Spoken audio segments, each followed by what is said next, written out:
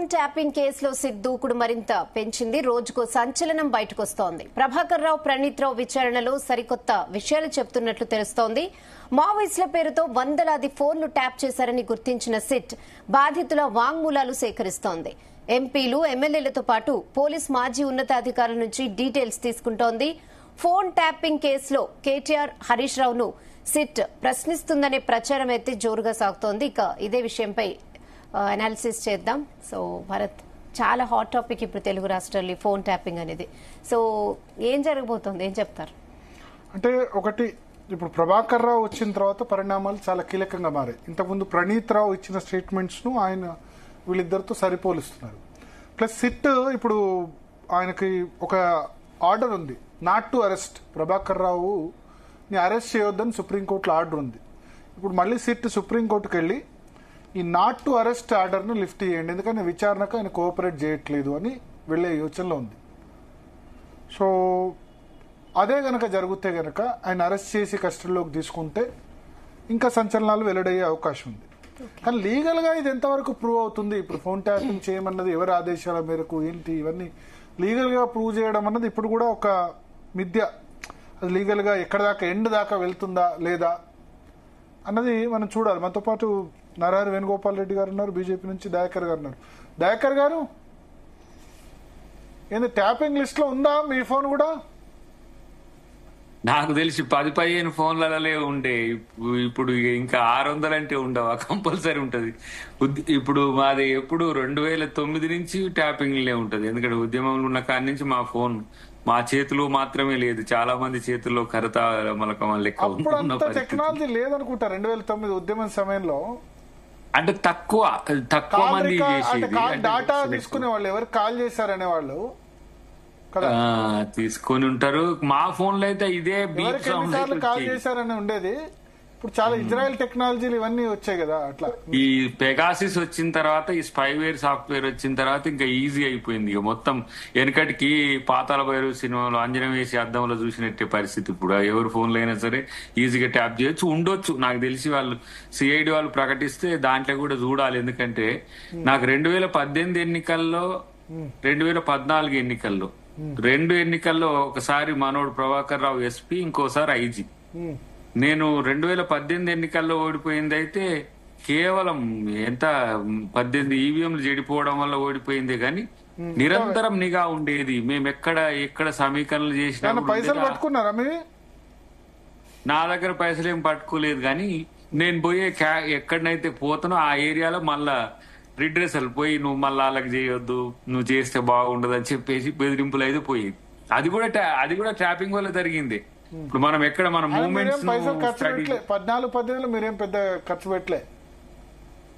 ఎప్పుడు నేను ఎన్నికల్లో ఈ కమర్షియల్ టైప్ అయితే ఎప్పుడు లేదు. ఎక్కువ కామన్ టైప్, కామన్ మ్యాన్ ఎట్లా ఉంటుంది అట్నే ఉండేది. కానీ నా మీద ఎక్కువ నా యొక్క ఏమంటారు ప్రచారము, ఆ పరిస్థితులు అక్కడ అంతా మొత్తం ఎప్పటికప్పుడు సమాచార సేకరణ ఉండేది. నా ఫోన్ అయితే ట్యాపింగ్ ఇంక్లూడింగ్ ట్యాపింగ్ నేను అనుకుంటున్నా. నేను కూడా క్రాస్ చెక్ చేసుకోవాలి. బట్ ఒకటి మాత్రం వాస్తవం, ఇప్పుడు ఇక్కడ ఆయన ట్యాపింగ్ మీదనే ఆధారపడడానికి చెప్పడానికి మనోడు ఎవరు, ఆ శర్మ గారు ఎవరో చెప్తున్నారు ఉగాది పంచాంగం చెప్పేటప్పుడు ఆయనకు 3వ కన్ను కూడా ఉన్నది, ఆయన అందరి జాతకాలు ఆయన దగ్గర ఉన్నాయని చెప్తే మనోడు ముసిముసి నవ్వుతున్నాడు కేసీఆర్. అంటే అప్పటికే బాచంపల్లి సంతోష్ కుమార్ శాస్త్రి ఆయన పంచాంగ శ్రవణంలో ఆ పంచాంగ ఆయనకంటే ఎక్కువ తెలిసిన జాతకం కేసీఆర్ కి తెలుసు అనేసరికి అవును నేను విమర్శించిన జాతకుని అని చెప్పి నేను నవ్వినట్టు కనిపడ్డది మనకు. కాబట్టి అది ఎన్నోసార్లు అనుమానాస్పదంగా ఉన్న. నేను ఒక్కసారి మన మలన సాగర్ మూమెంట్ అప్పుడు మాత్రం ఒక మిత్రునితో నేను వాట్సాప్ మెసేజెస్ నేను చూసిన. వాట్సాప్ మెసేజెస్ జిరాక్స్ ప్రింట్ చేసి చూపించారు. మీరు ఏమేమి మాట్లాడుకుంటున్నది, ఎప్పుడు ఏం చేయాలనుకుంటున్నది, ఎవరితో వాట్సాప్ చేశారో వాళ్ళ ద్వారా లీక్ కావచ్చు, వాళ్ళకు ఎట్లనైనా కావచ్చు. కానీ మనదైతే సమాచారం లీక్ అవుతుందని తెలియదు ఉన్నట్టే కదా. మీరు షేర్ చేసుకున్న వ్యక్తి కావచ్చు, అది ఫోన్ ట్యాపింగ్ కాదు కదా.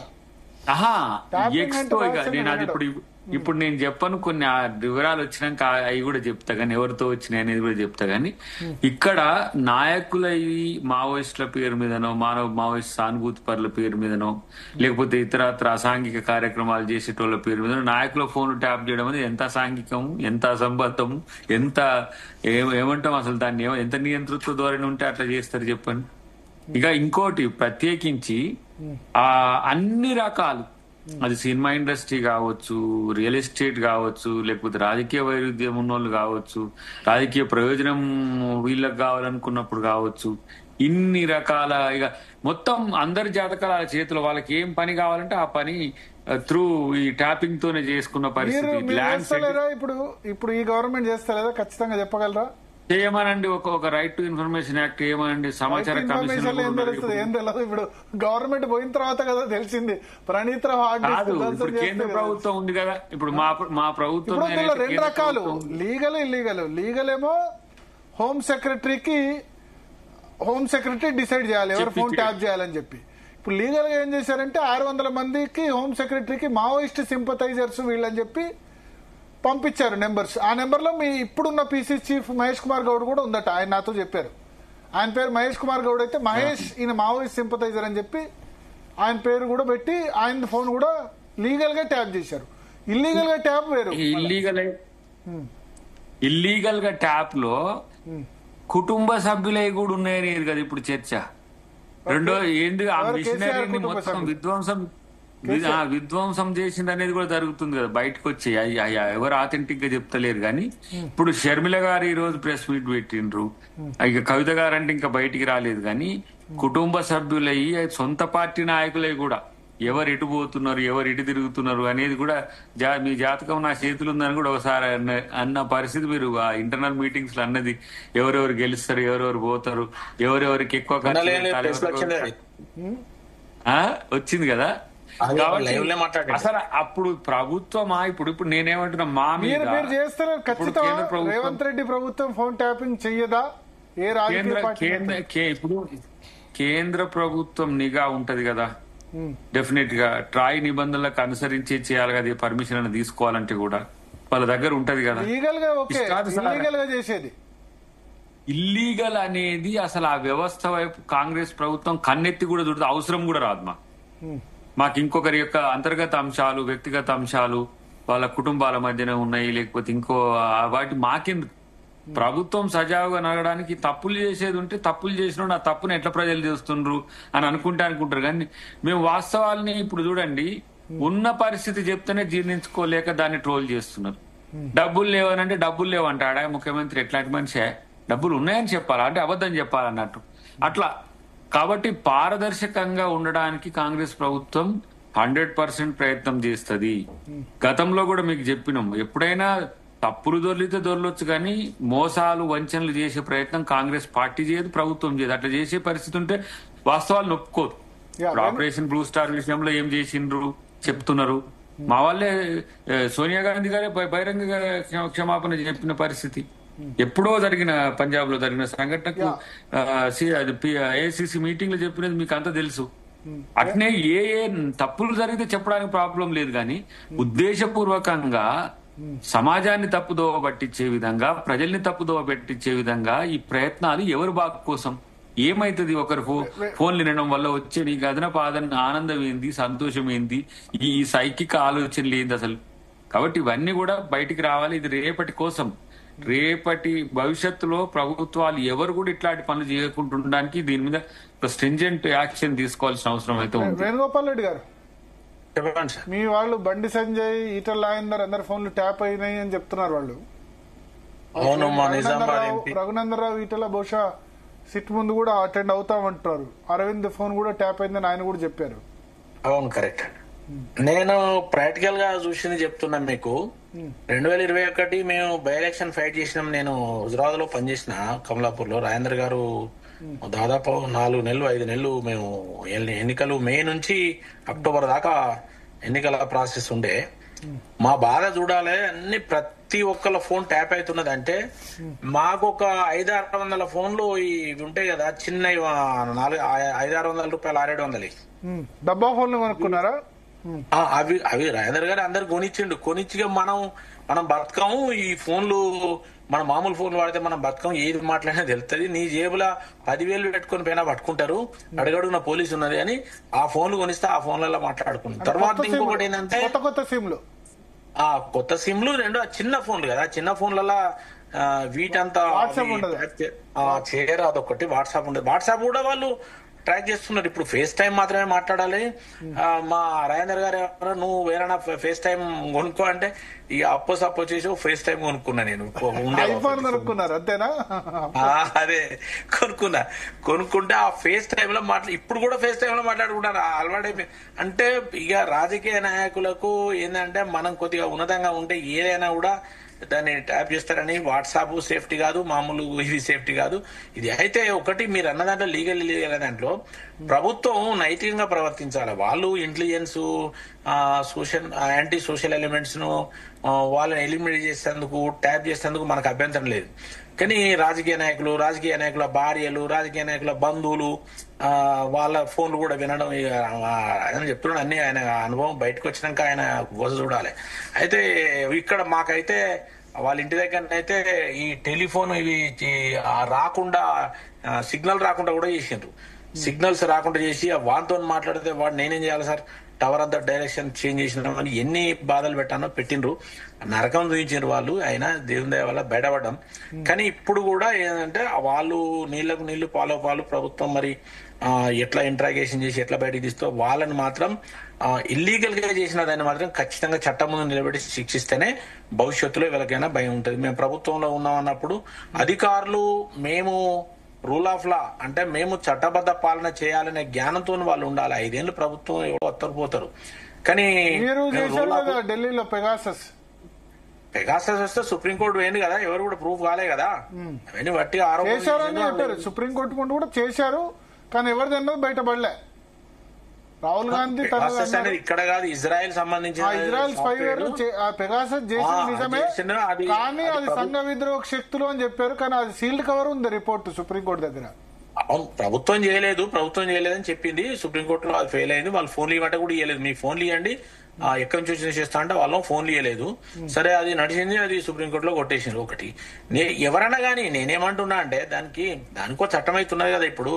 అయితే అధికారులు ప్రధానంగా ఏంటంటే రాజకీయ నాయకులు వాడుకుంటారండి, కానీ అధికారులు మాత్రము వాళ్ళంతా హై లెవెల్ ఉన్న వాళ్ళు కాబట్టి వాళ్ళు రూల్ ఆఫ్ లా కట్టుబడి ఉండాలి తప్ప వాళ్ళు అధికారులు ఇప్పుడు నాకేదో ప్రమోషన్ వస్తుంది, నాకేదో కన్వీనియంట్ పోస్ట్ ఇస్తారని చెప్పి వాళ్ళు పిచ్చి ప్రభుత్వంలో ఉన్న రాజకీయ నాయకులు చెప్పినట్టు చేస్తే ఇప్పుడు చూడరా అది వాళ్ళే ఫీల్ అయ్యి ఇప్పుడు కేసీఆర్ బాధతో చెప్తున్నాడు మాకేం సంబంధం అండి, చట్ట ప్రకారం వాళ్ళు కేసీఆర్ కు మరి సంబంధం ఉంది అని ఎట్లా అనుకోవచ్చు? పోలీస్ ఆఫీసర్స్ చేస్తుండొచ్చు. ఉండదు కేసీఆర్ కి ఏం వాళ్ళు అత్యుత్సాహంతో ఆయనకి ఇన్ఫర్మేషన్ ఇప్పుడు ఇంటెలిజెన్స్ చెప్పానా, ఇంటెలిజెన్స్ ఆయన ఫోన్ ట్యాపింగ్ కాకుండా ఇన్ఫర్మేషన్ జనరల్ గా ఎవరైనా ఇంటెలిజెన్స్ పొలిటికల్ ఇంటెలిజెన్స్ కు వాడుకుంటాం. నిజానికి అది మావోయిస్టుల గురించో లేకపోతే ఏమంటారు ఇస్లామిక్ టెర్రరిజం గురించో వాడాలి ఇంటెలిజెన్స్. కానీ ఆ ఇంటెలిజెన్స్ పొలిటికల్ ఇంటెలిజెన్స్ కు వాడుకుంటారు అన్ని రాజకీయ పార్టీలు, అన్ని కేంద్ర ప్రభుత్వాలు, అన్ని రాష్ట్ర ప్రభుత్వాలు, ఈ ప్రభుత్వం కూడా పొలిటికల్ ఇంటెలిజెన్స్ వాడుకుంటారు. ఆ పొలిటికల్ ఇంటెలిజెన్స్ వాళ్ళు అత్యుత్సాహంతో ఫోన్ ట్యాప్ చేసి బాస్ను అప్పీల్ చేయాలని చెప్పి ఇది చేయొచ్చు కదా వాళ్ళకి తెలియకుండా కూడా. అదే అంటున్నా, అట్లా చేసినప్పుడు ఖచ్చితంగా పనిష్మెంట్ ఇవ్వాలంటున్నా. ఏ ప్రభుత్వం ఈ ప్రభుత్వం అంటలేను. ఎవరైనా కూడా చట్ట వ్యతిరేకమైనది అధికారులు కనుక చట్టానికి వ్యతిరేకంగా అధికారులు కనుక అత్యుత్సాహంతో మీరన్నట్టు చేస్తే ఖచ్చితంగా దాన్ని బయట తీసి మరి వాళ్ళ పనిష్మెంట్ ఇవ్వాలి. ఇప్పుడు పొలిటికల్ లీడర్లు ఎందుకు ఇరుకారంటే వాళ్ళు ఏదో మౌఖికంగా ఎక్కడో చెప్తారా పోయి వాళ్ళు చెప్పి చేయించారా భయ అంటారు అయిపోతుంది. వాళ్ళు చెప్తే మాత్రం ఏమైతుంది, మాకేం సంబంధం, వాళ్ళ డ్యూటీ వాళ్ళు చేసి మేము ఎందుకు చెప్పిన వీళ్ళు రిటర్న్ ఎక్కడ ఉండదు. నీ కేసీఆర్ డైరెక్ట్ చెప్తున్నాడు ఇప్పుడు మాకేం సంబంధం దాంతో అంటున్నాడు. మాకేం సంబంధం, వాళ్ళు లీగల్ గా దొరికే అవకాశం ఉందా? లీగల్ గా దీనిలో ఏమన్నా పొలిటికల్ లీడర్ లెవెల్ దొరకరు. నేను కేసీఆర్ గారి మాట వాళ్ళు చెప్పిండు, ఆల్రెడీ స్టేట్మెంట్ ఇచ్చింది. ప్రభాకర్ రావు అయినా రాధాకిషన్ రావు అయినా వాళ్ళకి శిక్ష పడే అవకాశం ఉంటుందా? వాళ్లకు గనక ప్రభుత్వం ఖచ్చితంగా చేసి అందులో నిజంగా ఉన్నదంటే పడుతుంది కానీ అంత ప్రూఫ్ కావాలి, టైం పడుతుంది. వాళ్ళంతా రిటైర్ అయిన వాళ్ళు. దయాకర్ గారు నిన్న అడ్వకేట్ శరత్ గారు జాయిన్ అయ్యారు. మీకు తెలుసు కాంగ్రెస్ పార్టీకి కూడా ఎన్నికల సమయంలో ఆయన మాట్లాడారు. ఆయన ఏంటంటే మీ ప్రభుత్వం దీన్ని బ్లాక్ మెయిల్ కోసం యూజ్ చేసుకుంటుంది, కన్క్లూజన్ కోసం కాదు. దీని 1.5 year ఎందుకు తాత్సారం అని అంటున్నారు ఆయన. వదిలేద్దామని చెప్పమంటాడు, అడుగుపోయినాం. ఎందుకు ఇంత సాగదీస్తున్నారు? 1.5 year గా ఇదంతా కూడా బ్లాక్ మెయిల్ కోసం యూజ్ చేసుకుంటున్నారు. ఆయన ఆయన ప్రభాకర్ రావును పట్టుకోవడానికి ఇంటర్పోల్ నుంచి మొదలు పెడితే ఎక్కడెక్కడి నుంచో తిరిగి టైం ఎందుకు తీసుకున్నారని అంటారు. ఎందుకు తీసుకున్నారు అంటారు. మనల్ని శరతనని పంపిద్దాం తర్వాత ఎప్పుడన్నా ఇట్లాంటివి వచ్చినప్పుడు. కానీ సరే, అది పొలిటికల్ స్టేట్మెంట్, అది కూడా అఫ్ కోర్స్. కాకపోతే ఏదో సెన్సేషన్ కొరకు చేసేది కావచ్చు. కానీ వాస్తవానికి ఇలాంటివి, వీటి వల్ల వచ్చిన సమస్యలు ప్రత్యక్షంగా ఎదుర్కొన్న వాళ్ళకి తెలుస్తుంది. ఇప్పుడు వేనన్న చెప్పినట్టు ఒక ఎన్నిక కాదు కదా, ఒక మూమెంట్ అయినా, ఒక పరిస్థితిని అయినా అధిగమించడానికి ఎన్ని అవాంతరాలు. అసలు ఎక్కడికన్నా మనం ధర్నా చేద్దామని పోయే వారికి పోయే కంటే ముందే అరెస్ట్ అయ్యేది. కొత్తగా ఏమైంది తెలుసా మీకు? హౌస్ అరెస్ట్లు అయినాయి. లాస్ట్ 2 years లో మా అరెస్ట్ల కంటే హౌస్ అరెస్ట్లు ఎక్కువైనాయి. మీరు చూస్తే ఇది 2022-23 బిగినింగ్ కూడా. అంటే ఏంది, ఎక్కడికక్కడే సమాచారాన్ని ఇండైరెక్ట్ గా సేకరించడం అనేది చేసిందనేది వాస్తవంగా మీరు అన్నట్టుగా ప్రూవ్ చేయలేని స్థితి ఉండేది. ఏమనేది ఎట్లొచ్చిందనేది పక్కన పెడితే వచ్చిందనేది వాస్తవం కదా. ఇక్కడ ఇదే పరిస్థితి కనుక మేము కూడా కొనసాగిస్తే పరిస్థితులు ఎట్లుంటాయి? అసలు ఇంకా ప్రజాస్వామ్యానికి విలువ ఉందా? వ్యక్తుల స్వేచ్ఛకు విలువ ఉందా? ఆర్టికల్ 21 అనేది మనం చర్చించుకోవడానికి తప్పితే ఇక దేనికి ఉపయోగపడుతుంది? ఏ సామాన్య మానవుని సైతం కూడా మీరు కట్టడి చేసే పరిస్థితి వస్తుంది. కాబట్టి ఇది మంచి పరిణామం కాదు. కాబట్టి రేపటి రోజున ఇప్పుడు ఒత్తిడి కొరకు చేసిండ్రు, రాజకీయాల కోసం చేసిండ్రు, ఎన్నికల కొరకు చేసిండ్రు అని అనుకుందాం. రేపటికి మంచి జరుగుతుంది కదా. రేపటికి మంచి జరిగేదానికి ఇవాళ వాళ్ళు చేసిన దాని మీద మనం చర్చ చేసుకోవాలి. ఇట్లా చెయ్యొచ్చా అనేది ఆ అధికారం. ఇంటెలిజెన్స్ వ్యవస్థనే కరప్ట్ అయిపోయింది. పొలిటికల్ ఇంటెలిజెన్స్, రాజకీయ పార్టీలు, ప్రతిపక్షాల మావోయిస్ట్ గురించో లేకపోతే టెర్రరిస్టుల గురించో చేయాల్సిన దాన్ని ఇంటెలిజెన్స్ ఈ పొలిటికల్ వింగే అసలు దగ్గర ఫెయిల్ అవుతుంది కదా. అది అసలు దగ్గర ఇప్పుడు పహల్గామ్ ఉన్నది, అక్కడ అట్లాంటి దగ్గర పని చేయాలి. ప్రజా ప్రయోజనాల దగ్గర కౌంటర్ ఇంటెలిజెన్స్ పని చేయాలి. లేదంటే దేశద్రోహులకు, దేశ భద్రతకు సంబంధించో లేకపోతే ఇతరత్ర శాంతి భద్రతల విఘాతానికి సంబంధించిన అంశంలో స్ట్రింజెంట్ గా ఉండాలి. అట్లాంటిది దీనికి ఏముంది? గా హీరోయిన్ ఏం సినిమాలు తీస్తుంది, హీరోయిన్ ఏం చేస్తుంది, మల్లిగాడు ఏం చేస్తుండు, ఎల్లిగాడు ఏం చేస్తుండు, దీని కొరక ఇట్లాంటి ఇంత మంచి చట్టాన్ని వాడుకోవడానికి మీరు ఇంకా విస్తుపోయే నిజాలు వస్తాయి. మీరు భవిష్యత్తులో మీరు ఇప్పుడు నేను చెప్పడం భావ్యం కాదు కాబట్టి నేను జస్ట్ చెప్పండి. ఒక సింపుల్ ఒక టీజర్ వదలండి. టీజర్ ఏమున్నది ఇప్పుడు? విస్తుపోయే నిజాలు అంటే ఒక టీజర్ ఏంది? హీరోయిన్లను కూడా బెదిరించిందని ఉన్నది కదా ఇప్పుడు ఈ సినిమా ఇండస్ట్రీలో. హీరోయిన్లను కూడా ముంబైకి సంబంధించిన వాళ్ళని ఇక్కడ ఆంధ్రాలో కదా. తర్వాత ఇక్కడ ఇప్పుడు ఇది చూడండి. ఇప్పుడు ఇక్కడిది నేను అనేది. ఇక్కడ మీరు చూడండి, సొంత ఇప్పుడు చెల్లెళ్ళ మీద కూడా అటు జగన్ గారి కొరకు, వారి కళ్ళలో ఆనందం కొరకు ఈయన చేసిన ప్రయత్నం, రిటర్న్ గిఫ్ట్ కొరకు చేసిన ప్రయత్నాలు ఇవన్నీ కూడా వస్తట్టుంది నాకు. ఎందుకంటే ఇంత క్యాలిక్యులేటెడ్ గా ఎందుకు జరిగింది అని, ఎట్లా జరుగుతుంది? కానీ ఇప్పుడు షర్మిల ఫోన్ ట్యాప్ చేయాల్సిన అవసరం కేసీఆర్ కి జగన్ చేసుకోరాదా? అక్కడ వాళ్ళకి లేదా? గవర్నమెంట్ ఉండేది ఇక్కడ కదా. ఉండేది ఎక్కడున్నా చేయొచ్చు, జ్యూరిడిక్షన్ ఏముంది? ఆయన పరికరాలు లేనట్టు జగన్ చేసుకోరాదా? ఇక్కడ వాళ్ళు వీళ్ళకి ఎందుకు అప్పచెప్పడం అర్థం కాలేదు. జగన్ ఆయన సిస్టమ్ మొత్తం సీక్రెట్ సిస్టమ్ మొత్తం ఎస్టాబ్లిష్ చేసిండ్రే మరి. కాబట్టి ఇక్కడ ఈజీ అయిపోద్ది అనుకుంటారే మరి. అదే ఇవాళ జగన్ ప్రెస్ మీట్ లో కూడా అన్నారు, నేనెందుకు చేస్తా, ఏం అవసరం నాకు.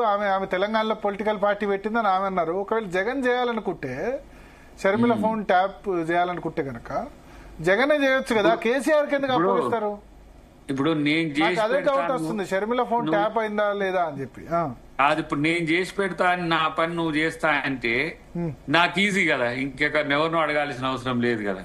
అన్ని ఆయనే చేస్తుంది కాబట్టి అవుట్ సోర్సింగ్ ఇచ్చేది. అంటే జగన్ దగ్గర మీరు అన్నట్టు ఆ టెక్నాలజీ లేదు, జగన్ ఫోన్ ట్యాపింగ్ చేయలేదన్నట్టే, మరి ఆ ప్రభుత్వం చేయలేదన్నట్టే.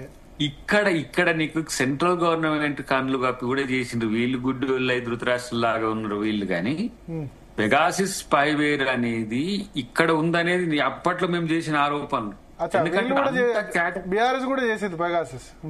వీళ్ళు చేసిండ్రో లేదో, వాళ్ళు బయటపడటానికి ఇబ్బంది అయింది, వాళ్ళని బయట పెట్టడం. కానీ ఇక్కడ జరిగిందంటే ఇవన్నీ ఉదాహరణలు వస్తున్నాయి కదా.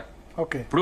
ఇప్పుడు ప్రభాకర్ రావు గారు చెప్పినా, లేకపోతే ప్రణీత్ రావు గారు చెప్పినా, రాధాకిషన్ రావు గారికి సంబంధించి ఈ అంశాలన్నీ బయటకు వస్తే అసలు ఒక ఆఫీసర్లు ఇంత స్థాయి డేర్ తీసుకొని చేయాల్సిన అవసరం ఏముంటుంది ఒక్కసారి ఊహించుకోండి.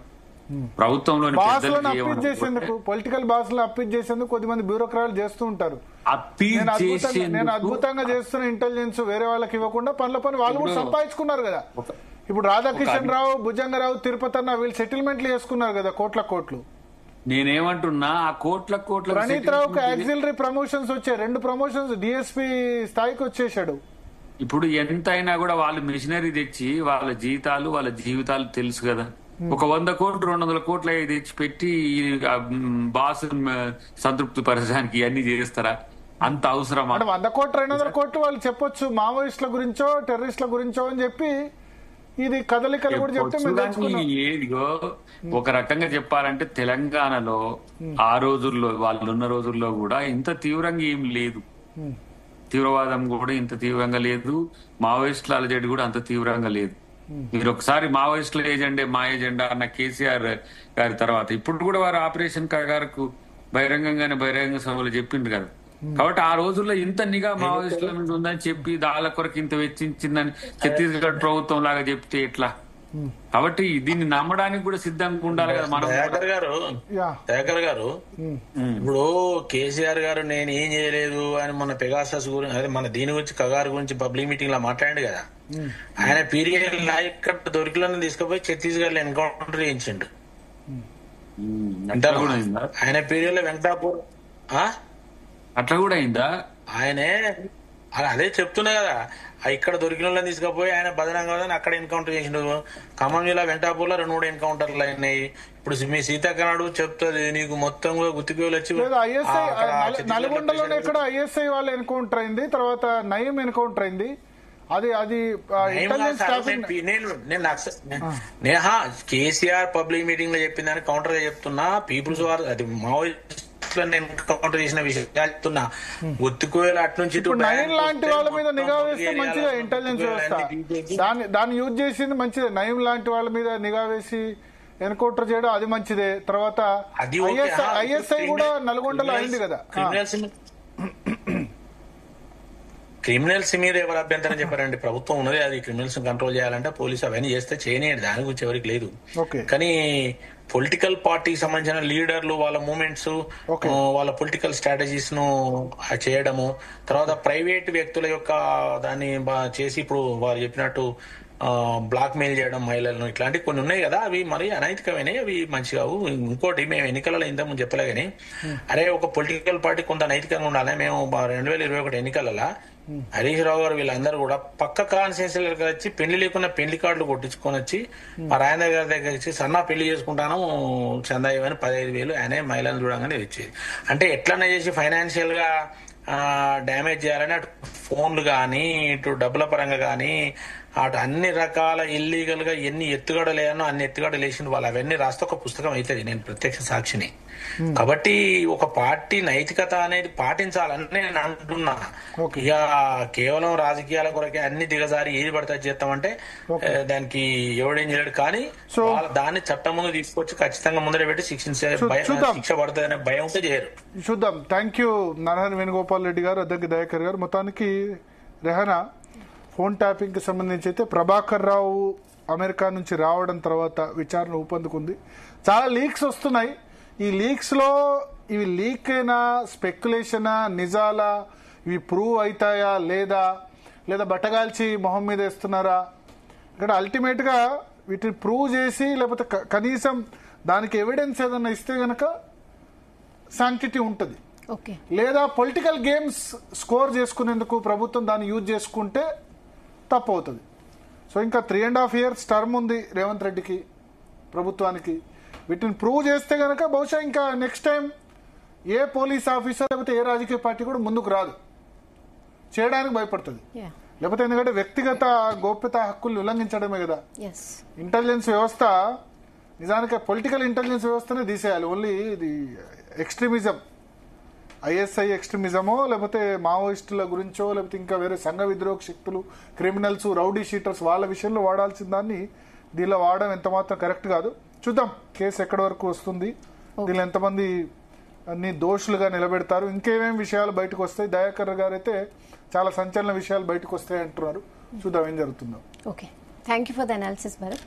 సో ఇది వాళ్ళ DNA. రేపటి DNA లో మళ్ళీ కలుద్దాం. Stay tune to